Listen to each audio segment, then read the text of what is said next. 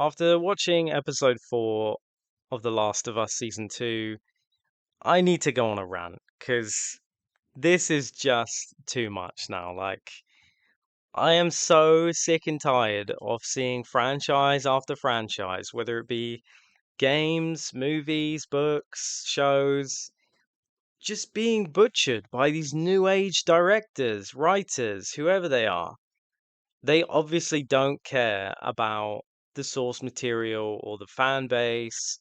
They don't even care about making money because the amount of flops that have come out in the last 5, 10 years is ridiculous. I'm just going to go into how bad this episode was. So I was just constantly pausing it and just being like, what on earth is going on right now?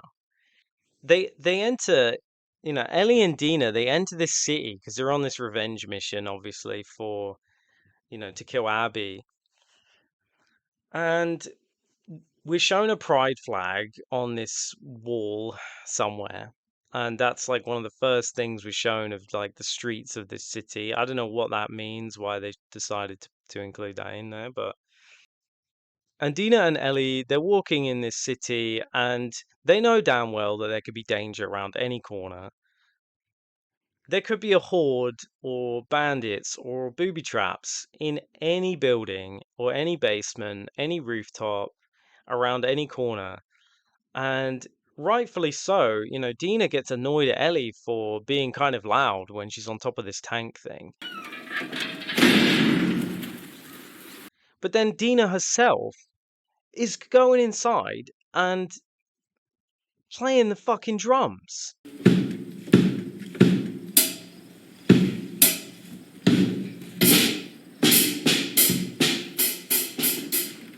And it's like, what the fuck is going on? Like, you are playing the drums. You're playing musical instruments in a city that is almost certainly hostile. Ellie's playing guitar, she's singing, and I just can't get over, like, what are we doing? And they have this, like, emotional scene because Ellie's, like, making Dina cry with her singing, and it's like, dude, you're not gonna make Ellie likable. It's too late. I mean, I don't want to say it's too late, but it most likely is. We've had a season already of her being insufferable, and she's just doubling down on that this season as well. I do want to add in that I think would be so much better placed near the end of the show. Maybe during some downtime when she's thinking back on Joel and just have like while she's singing, have like a series of clips of him and their struggles, and it could be a really emotional scene with that like visual in the background or in the forefront with her singing in the background. But they chose to do it in a really nonsensical context, and it's just like Dina crying and stuff. I mean, it was kind of a touching scene, but yeah, I think if it was done like that, it could have been a lot better. They enter this building at night time and it's raining, and they still manage to make a bit of noise. They enter through this broken window and they're stepping on glass and they're talking at normal volume. These bandits come in and I don't give a shit if it's a woman or a kid. Look, I don't care if it's a fucking baby. Look what they did. Now fan the fuck out.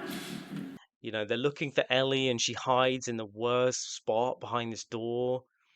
And it's like, dude, if he checks his corners once, you are done. Check those corners. Move. Check those corners. Mission failed. We'll get them next time. Because these bandits have like assault rifles. If he even so much as looked 90 degrees, he would have seen her in his periphery. But of course he doesn't. And then Ellie gets this full grown man in a chokehold and he can't do anything, obviously. And then she stabs him in the neck, doesn't take his assault rifle. The others are tracing after her. I guess she didn't pick it up because she's too panicked or it's too heavy. I don't know. And then she links up with Dina and they go into this underground train station. and they're being ambushed again by the same group. And of course, right before they get sort of cornered by these bandits, a horde just appears out of nowhere. Ellie and Dina, instead of crawling back through the small hole in the wall that they came through, they decide to run up onto this train, and Ellie has the genius idea to get inside a train carriage while there's a horde right next to them. Like, I would be looking to either go out the way I came in, that's probably what you would naturally do, or you run to high ground.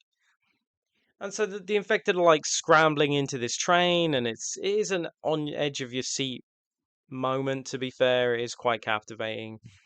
Dina yoinks Ellie out of the train with one arm, and then they like run out of the train station. And Dina gets stuck in this door. Ellie takes a bite for her, and they get away. And I'm thinking, dude, Ellie, can you please just tell Dina that you're immune? Just like, just tell her how and why. While you're on the run, just say something.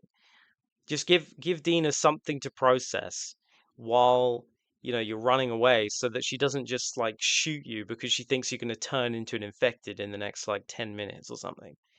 Like, and then when they get to safety, Ellie just allows Dina to stay up all night with a gun pointed at her because her explanation for her immunity is so lazy.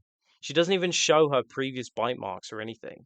She just lets Dina get no sleep, paranoid as hell.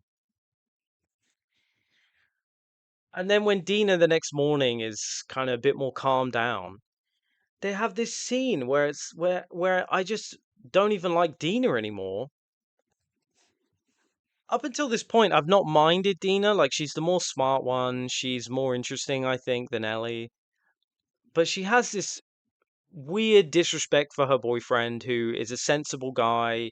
He's obviously intelligent. He's going to be a future leader of Jacksonville, Jackson Hole, whatever. He's physically able, but for whatever reason, Dina's in love with Ellie, and they're talking about how Dina's pregnant and Ellie's gonna be a dad and she wants to be with Ellie, and it's like, dude, what are we doing? And then previously to this conversation, Dina's like, oh, I don't know why my boyfriend just seems to have this like inner sadness about him. Yeah, maybe because you're a lesbian or bisexual and you obviously aren't into him and you're into someone else. Maybe that's why. Just a crazy thought there. Nah, the writers, Druckmann obviously doesn't care. I do think that in this fictional universe, in a similar way to Uncharted 4 and how that whole thing went, has been basically destroyed by Druckmann, who has weaseled his way in and taken credit from Bruce Straley and Amy Hennig, who have both now left Druckmann to release his unfiltered writing on us. Whatever he's doing is the same thing that's been done by other writers who, I don't want to get too into it, because of YouTube, but they obviously have an agenda, and it all becomes the same kind of slop content. And you can either keep watching and enjoy the clown show and make fun of it, or you can, savor your time and watch another well constructed show where there's been some real love that's gone into it. So, yeah, that's my take on all this. This has been more of a cathartic video than anything. I've been thinking this for years at this point about so many different things that I've loved, so many different games, movies, shows, just being mercilessly butchered. And it's at that point where I'm just almost pleasantly surprised when things are just at a bare minimum level. It's that sad. Like, I just expect to be disappointed, and if I'm not completely disappointed, then I'm like somewhat chuffed that they didn't completely butcher it. I don't know if anyone else feels this way. Let me know in the comments what you think of this show, if you're going to keep watching it. Maybe you think I'm completely in the wrong, and who knows. But anyway, I'll see you in the next video. Thanks for watching.